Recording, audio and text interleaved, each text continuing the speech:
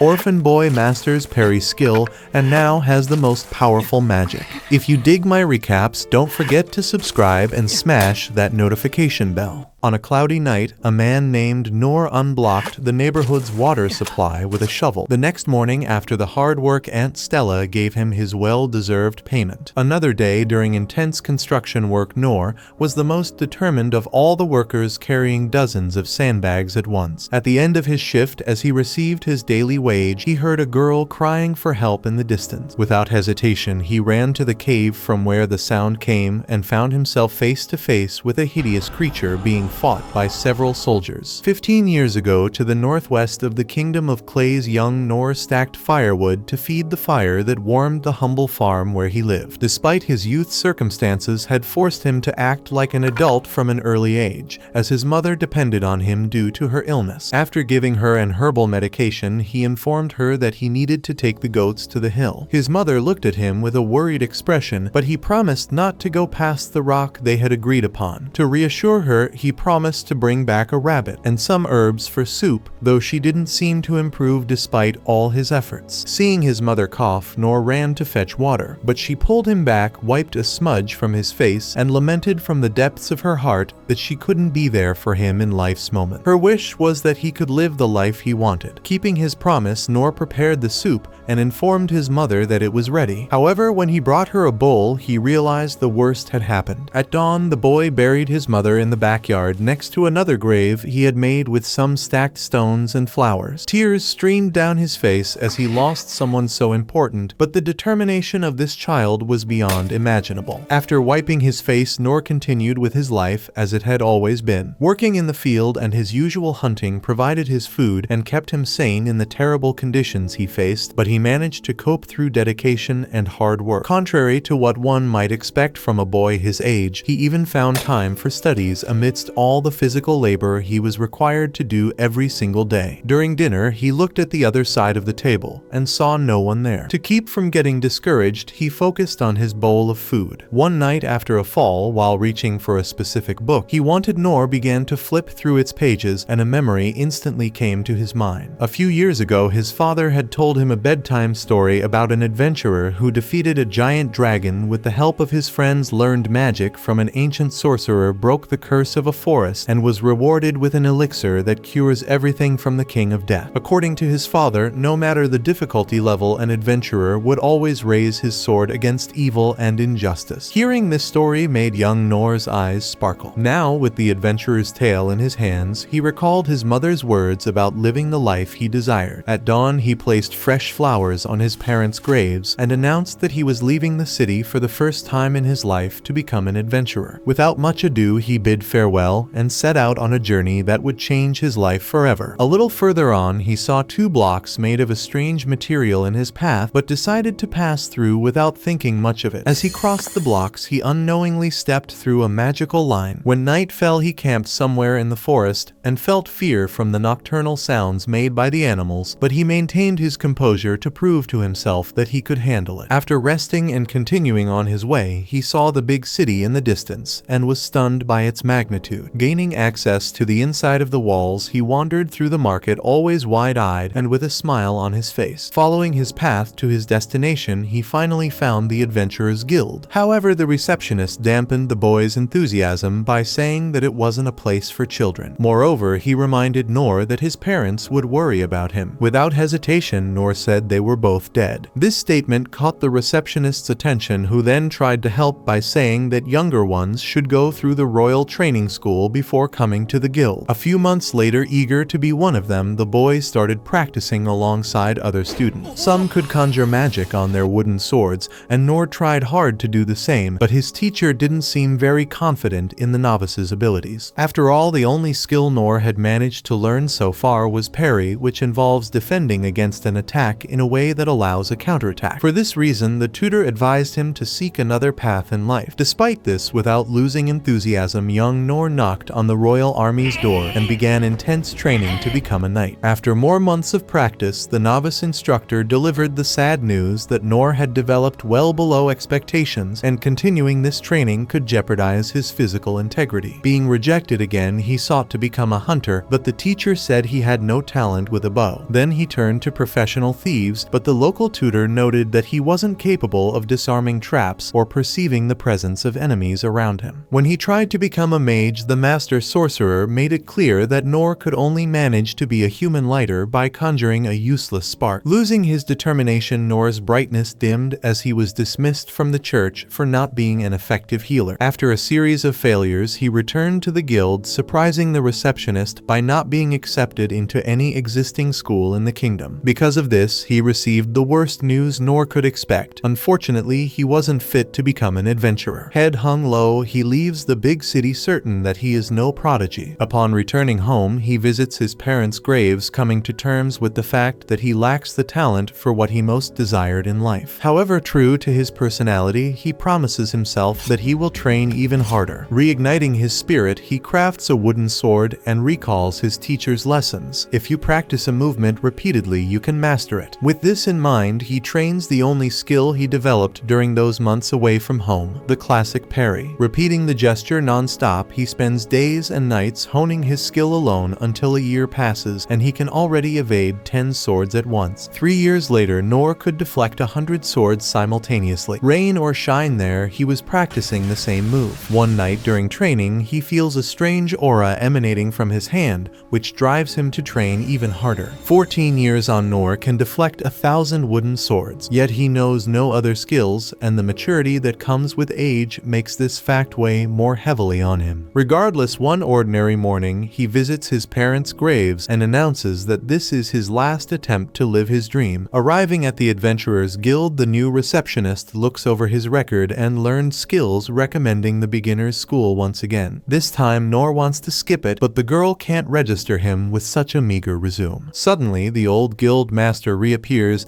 and Noor greets the man, though he doesn't remember who this young man is. After a sharper look, the master realizes it's Noor in the flesh, and the two sit down for a drink and chat about life. Noor explains he spent all this time training alone, but could only develop the parry. In response, the master explains there's a rank below E, which is rank F, where Noor can attempt to get a spot, but with conditions. Adventurers of this class can't take missions involving killing or venture outside the city to collect items. In essence, only simple nearby tasks for low-pay jobs that local beggars usually did to secure their daily meal. Despite this, without hesitation, Noor accepts the challenge, surprising the guild master. Thus began the days of the new rank F adventurer, filled with hard work wherever he went. The tasks he undertook were done with the determination he always showed in life's chores. Whether carrying junk or rescuing a cat, there was Noor fulfilling his objective while continuing to train intensely to advance in life. To his joy, this work time brought him some new skills, albeit not very strong ones like feather step or rock throw. Rank F or not, Noor had his adventurer's license in hand, and that meant he was living his dream, even if just nibbling at the edges. In his mind, it was more than he could ask for. Returning to the day, he encountered the monstrous bull, a creature he never thought he'd see outside the books he read before bed. The soldier's commander was giving orders to flank the powerful opponent. Their goal was to protect the girl who was trapped, and the officer managed to accomplish this even at the cost of his life. With a single blow, that minotaur-like beast had crushed the man by hurling him into the wall. Noor tries to help the commander, but his life had already slipped away. Leaderless, facing the monster, the soldiers attack recklessly, and they are mercilessly slaughtered one by one. As a result, the path to the girl is left open for the beast. Noor tries to protect her with rock throw. The stone thrown at the minotaur's eye enrages it, and it turns on the human to exact revenge. Running from the opponent as best he can, Noor knows he must use the only skill that can make any difference in this battle. Waiting for the right moment, he anticipates the bull's horn attack and uses parry to deflect the blow. Successfully, he sends the enemy crashing into the wall, but it returns with even more fury. Noor continues using the same technique while his sword gradually breaks under the strain. Though he finds openings for a counterattack, he has no offensive skills, keeping him on the defensive. Worse still, the minotaur resumes its attack on the girl, so Noor uses his feather step and strikes as best he can with his sword, which breaks completely in the move. Even if he never becomes a great adventurer, the boy at least wants to protect this defenseless girl before him. After all, as his father said, an adventurer is one who raises his sword against evil. Noor's strike has no significant effect, and he is attacked again. Even with his broken sword, he continues to defend with parry. To his surprise, one of his defenses sends sends the beast's axe flying back and beheads it. After being saved, the girl asks for the adventurer's name, but as he is no one important, Noor leaves without answering. More soldiers arrive to rescue Lady Lindbergh. Following this victory, walking through the city, Noor realizes that a creature, not even a demon, can pose such immense danger. Therefore, he decides he needs to train even more. The day after the bloody battle, soldiers gathered the bodies of those who lost their lives in the name of Lady Lindbergh, who paid her respects with a prayer. At that moment, Inez, the girl's bodyguard, arrived with concern and apologized. However, the noblewoman emphasized that it made no sense to ask for an escort on a test mission for the heir to the throne. Moreover, she herself had insisted on having no bodyguards. Following this, Lord Darkin requested that the noblewoman return to the castle immediately because Lord Rain wished to speak with her. At the castle, after speaking with Lindbergh, the Lord deduced that a minotaur, a demon from the depths of the abyss, had indeed been in the city. In this case, both Rain and Darkin agreed that someone was behind this, and Darkin had discovered that the source of the power that brought the monster was a ring found on the corpse of a merchant on the battlefield. Oaken the mage conducted research and found that the magical stone in this accessory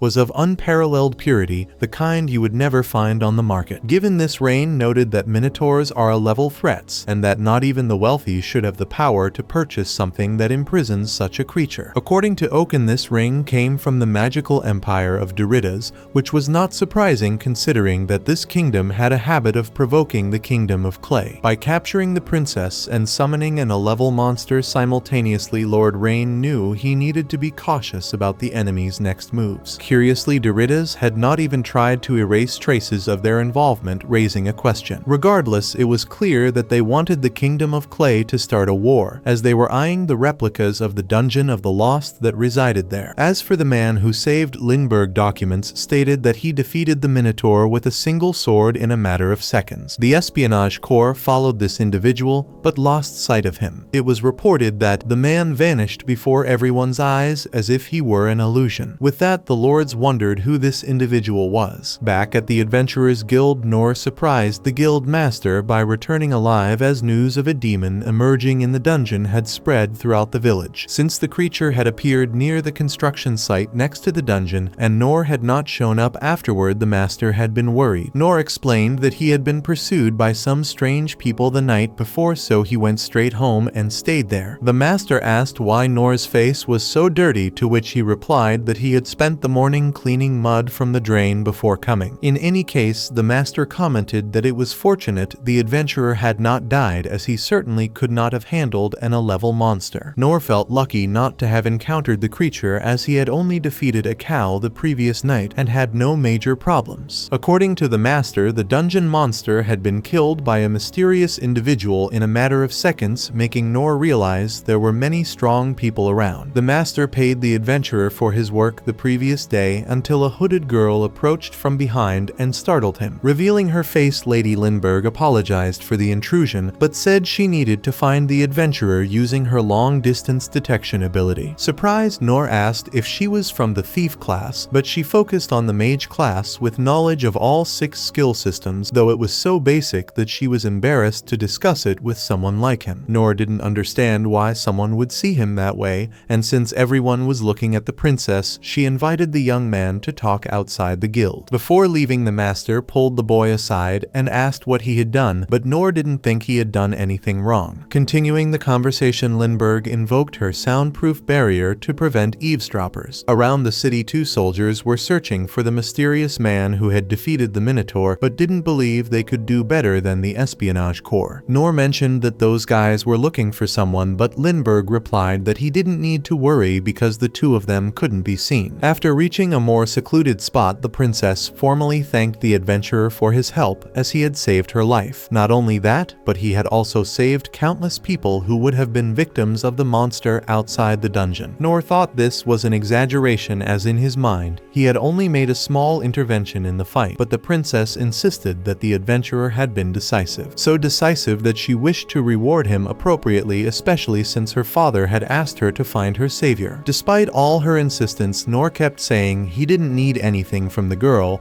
even though she emphasized that she was a person of status and could provide incredible things for him, like land, for example. Once again, Noor wanted nothing in return, leaving Lindbergh speechless. Determined to give something back back," the princess cried, and declared she would not leave his side until she gave him what he deserved. This phrase reminded Noor of his childhood when he would knock on the cleric's door and declare he wouldn't leave until he was trained. With that, he agreed to meet the girl's father since she insisted so much, but warned he didn't want anything extravagant. Happy Lindbergh used her abilities to conceal them both and begin the journey. Arriving at the clay mansion, Noor couldn't believe that such a large structure was the girl's home, as he had never seen anything like it before. By the way, the girl asked the adventurer's name and then introduced herself as Lady Lindbergh Clays, but since it was a long name, she preferred to be called Lynn. Ahead, Inez received her mistress, who asked where her father was. The knight informed her that he was in an audience with Lord Rain, and with a stern face asked who the man behind her was. Lynn explained that he was the adventurer who risked his life to save her the previous night, while Noor wondered if this woman was some sort of servant, but couldn't imagine her doing laundry in all that armor. Besides, the woman was clearly keeping an eye on him. On the way, Inez was escorting the princess to her father when another knight appeared in front of them, pointing his lance at Noor's face, who started to fear the craziness of the people in this house. Inez asked Gilbert to calm down because this man was a guest of Lady Lindbergh. Gilbert laughed sarcastically, assuming this was the guy everyone was talking about, even though he didn't see him as someone special. Inez told him to stop being rude and invited him to join the walk, saying the more escorts the better. Meanwhile, at the audience with Rain,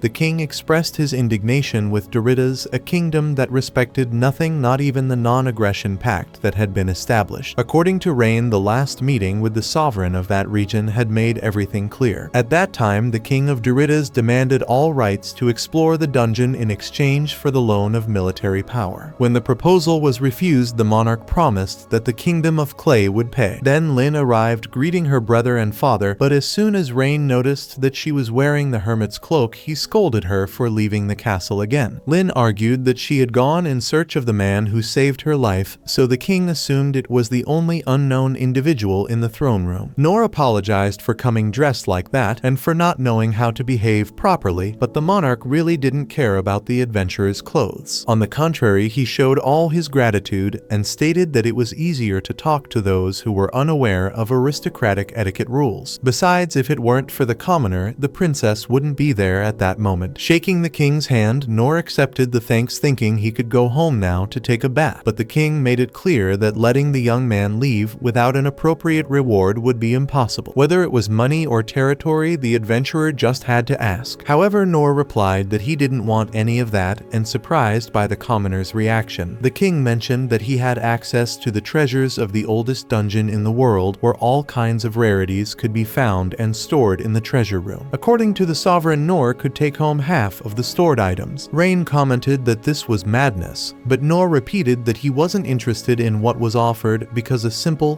thank you was good enough. Thus, the monarch tried one last time by pulling out a sword from behind the throne, one the size of himself, making his son complain again. However, the king understood that this weapon had become a mere decorative object, so the commoner would make better use of it. Besides, no one would notice if he replaced it with the replica he had ordered. Holding the sword, Noor felt its weight and imagined it to be something of unimaginable value, so he believed he couldn't take it home, but the king downplayed the situation, saying it was just an item he had found on a journey. With that, the adventurer accepted the gift, fortified his physique, and wielded the sword with impressive ferocity. Even more impressive was the fact that he could hold it with just one hand, a detail the monarch made sure to mention with joy and admiration. Speaking of which, regarding his daughter, the king personally asked Noor to teach Lynn to be stronger because the outside world was becoming increasingly dangerous, and he needed someone trustworthy enough to turn her into a true warrior. Noor argued that he had nothing to teach the girl and that she should choose her tutor herself. The king laughed heartily and agreed with the commoner's view, then dismissed him from the meeting. On his way out of the mansion, Noor couldn't help but think he was taking home an object of inestimable value, even though the king had insisted it was just a piece of charcoal. In any case, the boy realized that this weapon had the exact width of Aunt Stella's drain, so it would be the perfect shovel for a sensational cleaning. At that moment, Inez approached the adventurer and asked for a moment of his time. First of all, she apologized for her suspicious attitude towards the one who saved protect her mistress. Embarrassed by so much formality, Noor asked the woman to stand up, then she emphasized that her duty was to protect the Clay family at all costs, so she wanted the guest to understand the more discerning way in which outsiders were received at the mansion. With that said, she introduced her full name: Inez Harness, vice captain of the Clay family's choir of knights. Long ago she was known as the Divine Shield, given her efficiency as the princess's bodyguard, Lady Lindbergh. To her, saving Lynn was the same as saving her own life. Impressed by the woman's titles, Noor didn't think he had done anything special, but the knight assured him that she would do everything in her power to help the adventurer in any way she could. Seeing that the people of this house didn't accept no as an answer, Noor saw no other option but to accept this aid. On the other hand, Inez emphasized that the way the guest had addressed the king was unacceptable. Therefore, if he returned to the throne room, he needed to understand that the conduct norms had to be respected. Seeing the boy sweating nervously, she asked for his name last and was shocked to learn it was Noor. Without revealing the reason, the vice captain said her goodbyes until Gilbert appeared next, pointing his lance at the guest's face once more. The lancer invited Noor to test his skills, so the poor visitor realized he would never be able to go home again. Arriving in a training room, Gilbert announces that he has brought an adventurer for a simulated battle, worrying Noor as he hasn't had a training partner for a long time and doesn't know how to act. Calling Noor Mr. Hero, the lancer asks the young man to choose any weapon he likes. So with a wooden sword, the visitor gets ready to start the match. Without ceremony, Gilbert launches his first attack with a staff that has no sharp tip, which is easily deflected by his opponent. The way Gilbert controlled his steps along with his polished movements impressed Noor. Nonetheless, being honest with himself, he couldn't understand how this warrior could be so slow. Humble, Noor considers that the royal knight might be going easy to avoid embarrassing the guest, so he asks for a moment to tell his opponent not to hold back so much. Upon hearing this, the lancer promises to raise the level of the duel. Gripping his lance more tightly, he charges at Noor and keeps his promise, landing numerous blows with increased speed and precision. Yet he still fails to hit his adversary. This time, drops of sweat can be seen on Noor's face. However, he notices that Gilbert leaves himself open when attacking, as if provoking a counterattack. The member of the royal guard begins to get irritated by the fact that he keeps missing his target, but Noor continues to think that this is some kind of trap to catch him off guard. As time passes and the situation remains the same, Gilbert loses more and more patience and increases his speed, while Noor keeps asking for the level to be raised. Seeing the embarrassed reaction of his opponent, Noor realized that perhaps this really is the best the guy can do. Therefore, he considers that all this solitary training he did might have had a greater effect than he ever imagined. Irritated, Gilbert uses his first ability, Dragon's Tomb, to avoid the risk of leaving without having touched his rival. But when the smoke clears, Noor had evaded the attack without any risk. Awkward about this, the visitor surrenders and leaves, reflecting on what just happened. Meanwhile, in the training room, those present wondered how that guy was able to escape the Dragon's Tomb. The soldiers made excuses, blaming the blunt-tipped lance that Captain Gilbert used, which hindered the ability's efficiency, but the officer himself knew exactly what had happened. From the first time he held a lance, Gilbert discovered he had a talent for it. In no time practicing, the young man was known throughout the royal capital as someone unbeatable, and as he trained and polished his techniques, Gilbert grew stronger. Until one day, an elder from the village who followed the underground duels asked what the lancer thought of today's fight, and he confessed it was tedious. After all, no opponent had been able to face him for some time, and no matter how much he searched, the boy couldn't find a worthy opponent. According to rumors, the elder said that neighboring countries were moving to the capital in search of wealth and glory, and that perhaps it was time for Gilbert to take a step forward in his career, returning there to join the men who had that dream. Without hesitation, Gilbert returned to the royal capital and practiced his technique by hunting demons. Hearing that formidable warriors had joined the army, Gilbert challenged them all and defeated them one by one. However, none of this was enough. In the end, he still hadn't found a worthy challenger. Even in the face of the most terrible creatures in the region, every fiber of the lancer's body was moved only by the endless tedium of not seeing any being in front of him that could take his title of unbeatable. Over time, this feeling turned into anger and disdain for the weak who crossed his path. As time went on, one day, his instructor approached him and commented that people had nicknamed him Sovereign Lance. According to Gilbert, it was just a silly nickname without disrespecting the teacher, who was called Sovereign Sword. Gilbert. Seeing his pupil's distress, the swordsman suggested he face Ani's harness, but Gilbert thought she wouldn't be a challenge. In fact, he would love to duel someone like the instructor himself, who must also be tired of training these soldiers who have the same strength he had when he was a clumsy kid. Anyway, the teacher emphasized that his main mission is to protect the kingdom and prepare the men for it,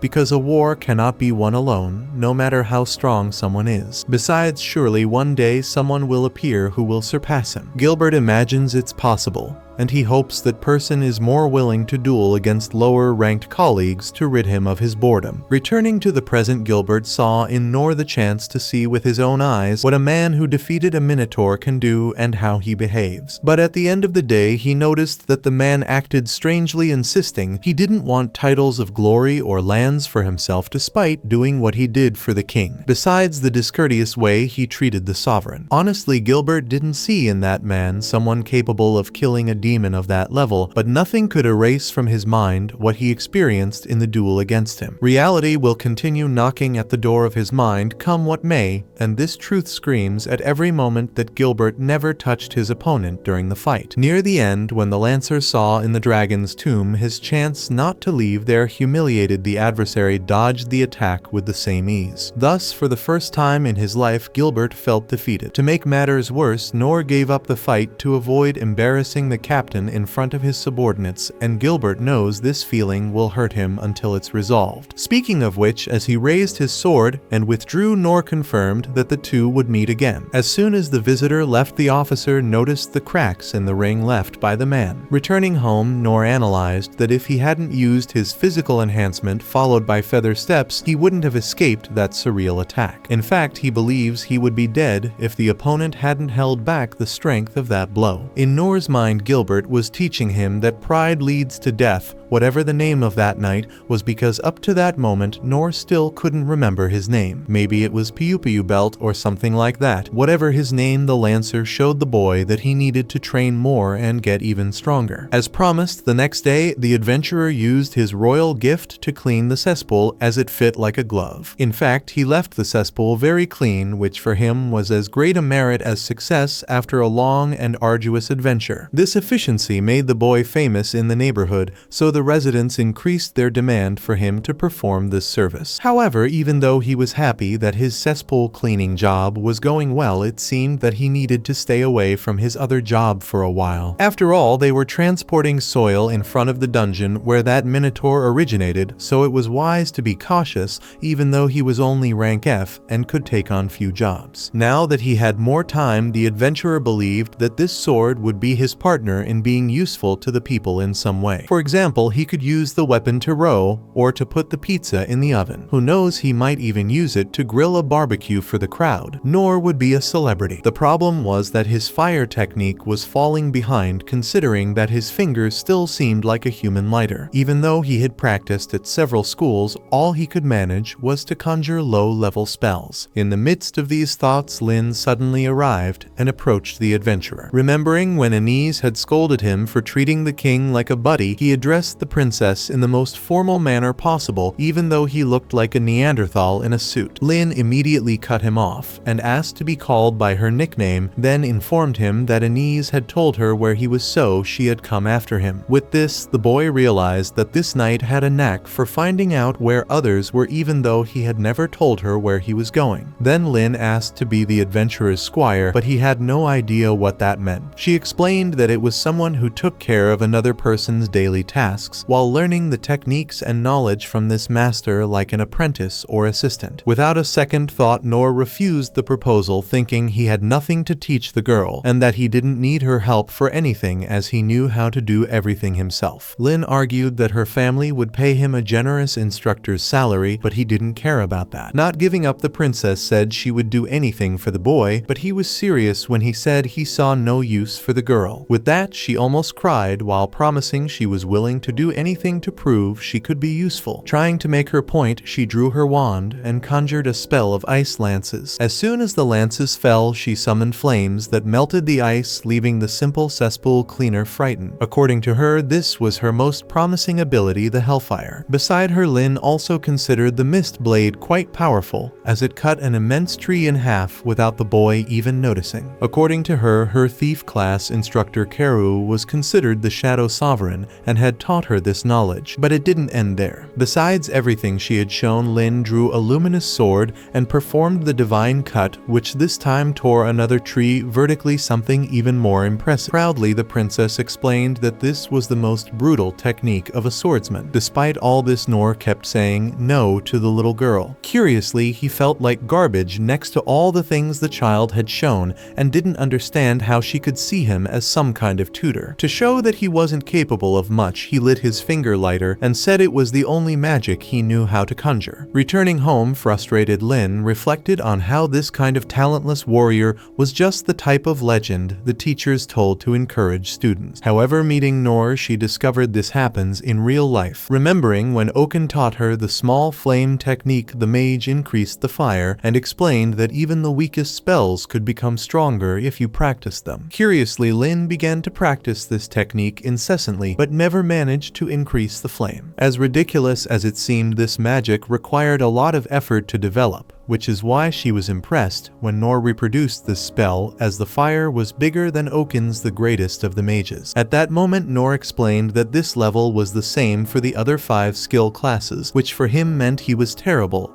But Lin knew it was extraordinary. As extraordinary as the fact that Noor had fought a minotaur with a simple sword and never bragged about his strength to others. On the contrary, he helped the community humbly. For this reason, Lin saw in Noor a strong man, both physically and mentally, strong enough to live alone on his own terms. One day, the princess would rule the kingdom alongside her brother and carry the clay royal family motto, "Those with royal blood must be strong," and that was exactly what the girl aimed to achieve by being taught by Noor. With this in mind, she returned to the adventurer and declared that she would follow him wherever he went until he saw that she had traded her immaturity for usefulness. The next day, reflecting in his office, Lord Rain couldn't help but feel a twinge of envy towards Noor. After all, his father had given the black blade to that stranger who had just set foot in the castle for the first time. That was a rare sword found by the king in the deepest corner of the Dungeon of Doom alongside the 6 sovereigns. Made from an unknown material stronger than mithril orichalcum and mana metal, no technique used had ever managed to scratch that relic, hence it became known as the Unbreakable Blade. The big question that remained was how such a hard material became so distorted. Still, despite its appearance, this artifact was worth more than gold and shouldn't be so easily discarded into the hands of a farmer. Yet thinking it over, Rain recalled that his father predicted tough times ahead and somehow saw in that man some kind of hope for facing the future conflict. It's not something conjured from his imagination. After all, the guy had killed a minotaur and saved Princess Lin's life. With that in mind, it's possible Noor is some kind of secret weapon for the dark days that will engulf the Clay Kingdom. Speaking of Noor, he's at the market with Lin, asking if it's okay for her to be seen on the street, to which she confidently replies yes, because above all, she's an adventurer. Feeling more at ease, Noor mentions he plans to stop by the guild after lunch, and Lin thinks it's a great idea from her instructor. Being called an instructor makes the young man thoughtful, as not even in his wildest dreams did he imagine he'd ever be considered someone's teacher. However, the more he tries to convince the girl otherwise, the more obsessed she becomes, to the point of following him around like a keychain. For this reason, Noor's idea is to go to the guild, pick up a menial low-rank F job, and show the noble that he's just a simple man. After eating and arriving at the guild, the first question Noor hears is what on earth he's doing with Lady Lindbergh. Offended, the girl insists she's an adventurer named Lin, so there's no need to add titles to that. Embarrassed, the guild master nods, but still wants to know from the young man what's going on. Not even Noor Noor can explain, so the old man apologizes for meddling where he wasn't invited. Changing the subject, Noor asks for a job for 2 people expecting to weed a field or lay concrete under the sun. However, the guild master knows the princess is a B rank,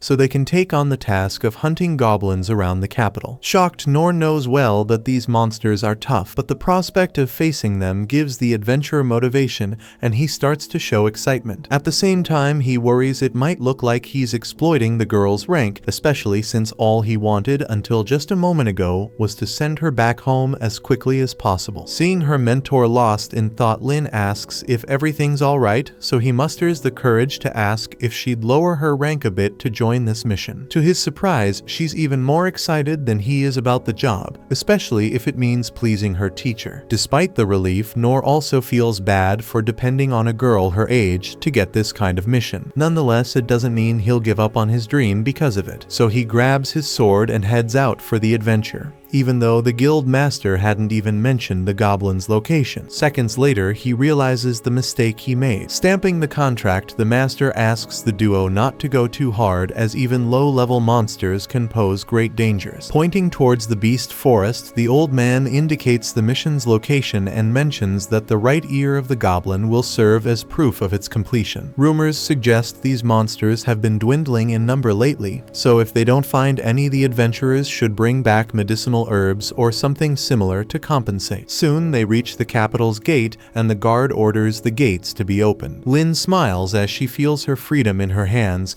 and Noor expresses his enthusiasm for the first job outside the city gates. On the way, the first thing the young man notices is that these trees are much denser than those in the south, something he had never seen before. Coming from nobility, Lin had the chance to travel the world, so she knows that each region's ecology varies. Seeing that the girl is knowledgeable about these matters, Noor wants to know what kind of monsters goblins are. She explains that they hunt small animals and eat fruits, but are also known for their aggression towards humans out of survival instinct. If goblins are left unchecked, they will start reproducing to the point of causing food shortages in the forest, and their high numbers indicate danger for the villages near the beast forest. That's why from time to time adventurers are sent to control their population growth. Moreover, it's said that a forest's ecological abundance depends on the existence of goblins, so they cannot be wiped out. For example, this forest has a variety of rare plants, not found elsewhere, which is why novice adventurers are sent here to earn their first income. Impressed, Noor realizes that this young woman is not only skilled with a sword, but also with her mind, which intimidates the one who should be the tutor in their relationship. As they delve deeper into the forest, signs of goblins had yet to be found at this point, which isn't normal. Apparently, the rumors about the goblins' population reduction are true. At least Lin feels the presence of a monster, though it's a bit distant, and that's enough for them to start the search in earnest. As Noor ventured deeper into the forest, she noticed that the woods took on an increasingly eerie appearance. Lin pointed out that this part of the forest was filled with old trees that cast dark shadows, blocking out most of the sunlight. Despite the ominous atmosphere, this area was a favorite haunt of goblins, so their hopes of encountering one grew. However, upon reaching the spot where they expected to find the monster, Lin saw nothing. But after looking around, they spotted a goblin being half devoured by an invisible creature. In that moment, Lin cast her revelation spell, revealing an emperor goblin,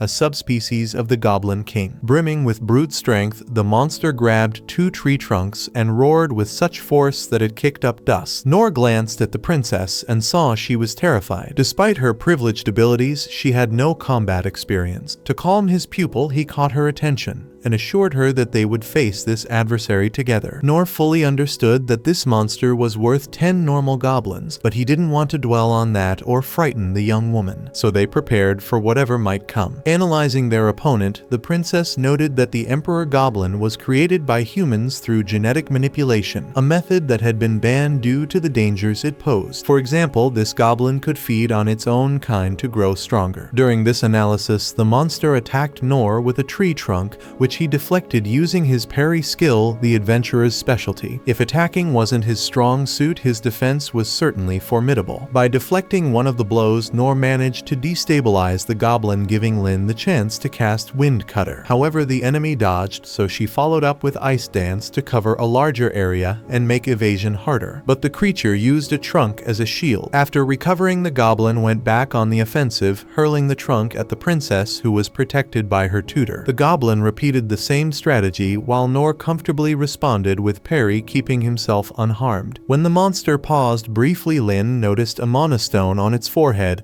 and guessed it was the source of its power. But the enemy tested Noor's defense again, this time throwing multiple trunks at once, a number he knew he couldn't deflect. Therefore, Lady Lindbergh intervened with her wind blast, repelling the trunks and striking a significant part of the forest. Despite being cut multiple times in the process, the Emperor Goblin quickly regenerated, leaving Lin without ideas. At that moment, Noor took charge and asked the girl to aim the wind blast at his back. Nervous, she asked if she had heard correctly, as that spell could devastate a fortress wall. But the man was confident in his strategy, planning to use his sword to shield himself from the impact. In his mind, this was the only way to approach their opponent. With that, Lindbergh cast the spell at her master's back, who used physical enhancement to avoid losing his legs in the process. With feathered feet, he dodged the thrown trunks, and with light healing, he regenerated parts of his body suffering from Lin's spell. As he closed in on the beast, the adventurer leaped and struck the magic stone with his black blade, dislodging the relic. After that, the Emperor Goblin could no longer control itself, flailing in agony and throwing anything in sight. Confident in their victory, Noor asked Lin to finish the job, but to do so without causing unnecessary suffering if possible. Understanding the message, Lin cast Hellfire, incinerating the monster. Despite the victory, Noor felt guilty for having killed the goblin. He even planned to avoid future jobs involving hunting this species. Moreover, to prevent overconfidence and avoid unprepared danger, the warrior intended to retreat and train until he felt ready for greater challenges. Soon after, spies from the Clay Kingdom informed Lord Rain that the novice adventurer had defeated an Emperor Goblin. The young noble could scarcely imagine how powerful such a creature must be with that monostone. According to rumors, it was 10 times larger than a Goblin King. Since it wasn't normal to find such beings near the capital, Rain suspected the magic empire was involved. Regarding the monostone, one of the prince's agents discovered it might be the demon heart from the sacred theocracy of Mithra. Considering even Lin emerged practically unscathed from the battle, her brother was impressed with the quality she and Noor displayed, even after being ambushed by an enormous invisible beast. Speaking of which, Lady Lindbergh believed the goblin had been in the area for several days, according to the spies. Fearing there might be more similar monsters around, Lord Rain ordered intensified investigations in light of the new evidence. Returning to the Adventurers Guild, the master felt proud of the boy he had watched grow up, capable of defeating a goblin. Humble as always, Noor credited Lin, who tried to refuse the accolade. In truth, there was no single protagonist in the battle, and they both knew it as they exchanged a slight smile. It might not seem like much to other adventurers, but today Noor wanted to celebrate his first successful hunt. Meanwhile, the master commented that even goblins could be troublesome, as he had said, to which Noor agreed, especially with those mana stones on their foreheads. Hearing this, the old man asked if they were sure it was a goblin and requested the right ear as proof. From there, you can imagine the adventurers exchanged another look, but this time with the expression of someone who arrives at a festival only to realize they forgot their ticket at home. After all, in the heat of the moment, they had turned the creature into a charred mess.